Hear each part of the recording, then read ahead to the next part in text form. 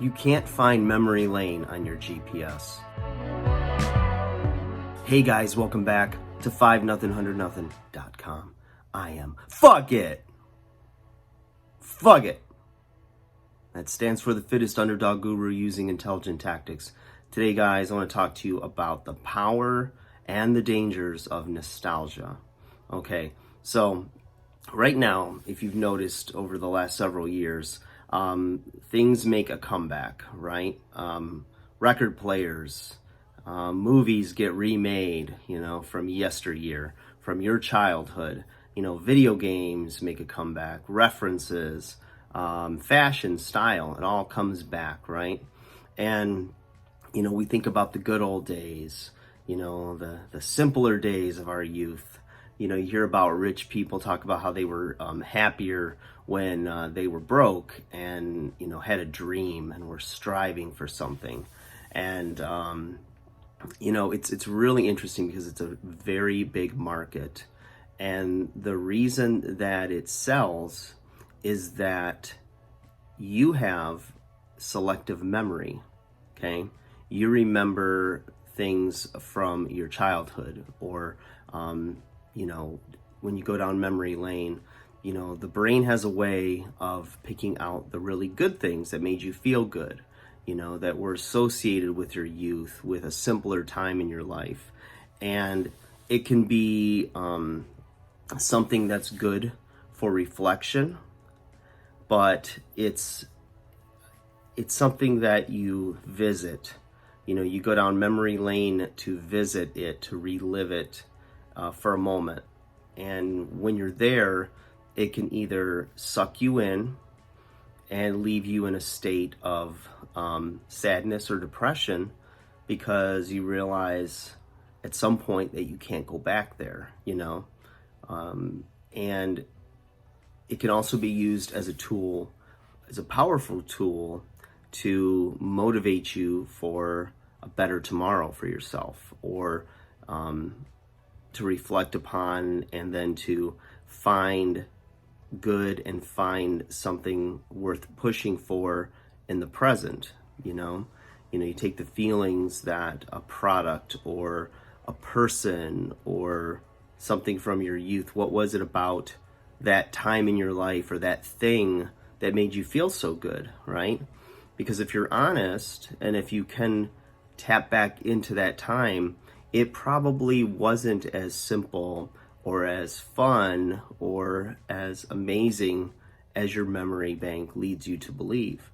It chooses to focus on the good or the escapism of that time in your life and forgets a lot about the bad. You think about childbirth, and when a woman gives birth, she's been through a lot of discomfort for 9 months.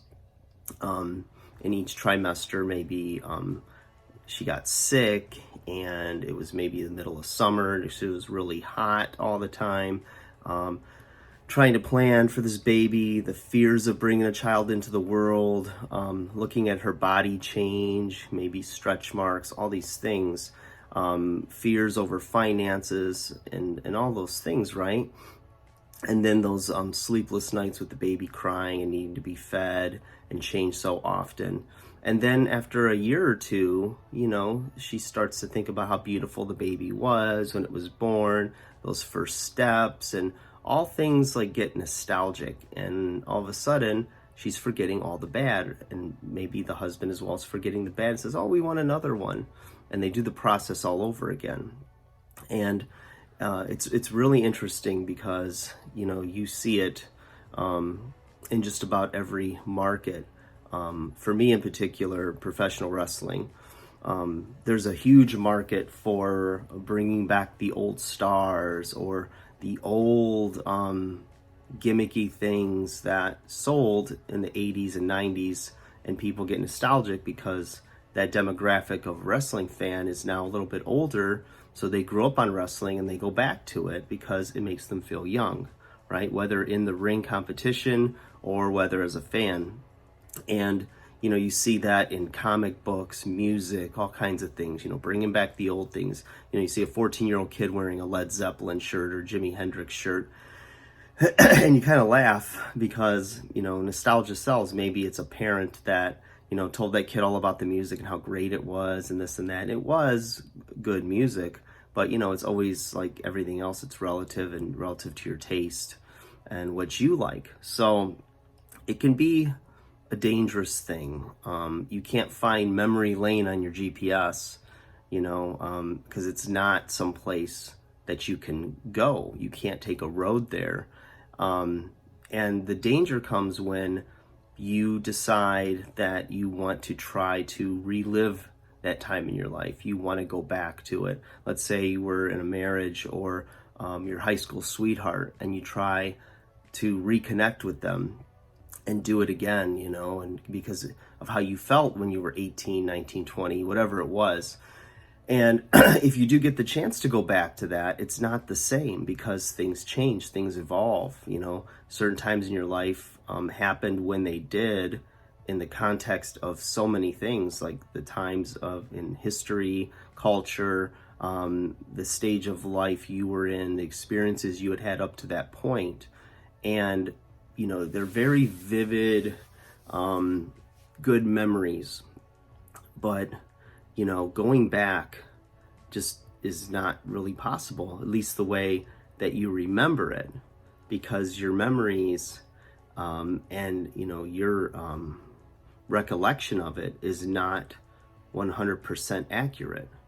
If you ever get around a bunch of friends and you're talking about the glory days, and if you really dissect it, everybody's got a little bit of a different recollection of what happened.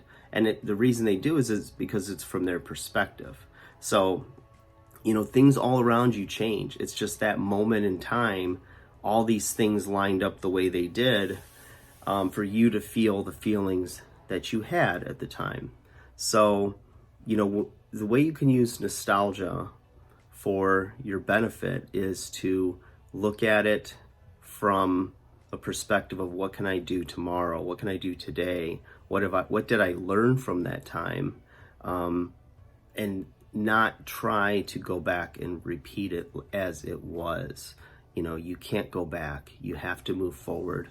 And that's one of the scary things of life, is that change is constant, and you have to kind of work on your own brain in your head and keep an attitude of optimism and looking forward to something.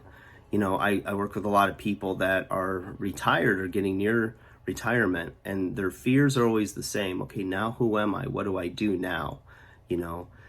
This was a time in my life that, is passing now, and I need to know who I am and what do I want for tomorrow. And, that takes a lot of self-awareness and reflection and soul searching to figure out, who you are and what you're doing. So be careful with nostalgia. Don't get too caught up, and don't see it as a destination that you can get back to. I've seen a lot of people throw away 10, 20 years of their life trying to go back and relive something that's long gone. The guy who still wears his high school football jersey because they won the state championship, and he's never evolved past that. All of his conversations and things that he maybe decorates his house with or has around him, or his friends, his circle, are all based on that period of time in their life. And we look at it from the outside, but we do the same thing. But as an outside observer, you look at it and say, wow, that's kind of sad. Who are you now? What are you doing now? Or is your whole identity wrapped up in who you were? Or are you building towards something new? Are you building something? Are you striving for something?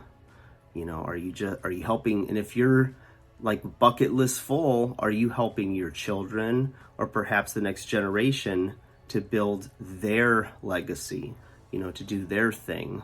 And I think that's where a lot more gratification can come as you get a little older. You can look back and share some of those things that happen with either your kids or somebody new in your life that you met, that gives them perspective into why you are, how you are, or what shaped who you are. But moving forward always. So be careful with nostalgia. It can be dangerous. It can be a beautiful thing, but remember, it's a place you visit. It's not a place where you live. Like, share, subscribe. Talk to you guys again soon.